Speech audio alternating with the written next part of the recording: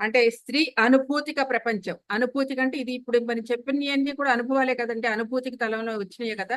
So, అనుభూతిక ప్రపంచం అంటే ఈ అలా అలా అంతరావబోధం ద్వారా తను తెలుసుకొని, తన అనుభవాల ద్వారా ఆ సిట్యుయేషన్ మార్చుకోగలిగితే చాలా అద్భుతంగా ఉంటుందని చెప్తుంటూ, అలాగే అలా కాక ఆమె ఆమె చైతన్యాన్ని అంటే ఎలా ఉంటుందంటే, ముందుగా సాధన లేని స్త్రీలు ఎలా ఉంటారంటే, సాధన లేని, ధ్యానం లేని స్త్రీలు ఎలా ఉంటారంటే, ఒక ప్రపంచాన్ని గిరిగీసుకుంటారు వాళ్ళు. అంటే నా నా పిల్లలు, నా కుటుంబం, నా వాళ్ళు అనే ఒక గిరి గీసుకొని ఉంటారు.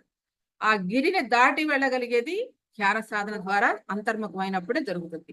సో, అలా ఆ గిరి అంటే ధ్యాన సాధన ద్వారా తనలోకి ఎప్పుడైతే సాధన చేస్తుందో, తన అంతర్ముఖమైనప్పుడు, తన అంతరావబోధం తట్టి లేపినప్పుడు, తద్వారా ఆ గిరులన్నీ దాటిపోయి అన్నిటిని ఇమిడ్చుకోగల గొప్ప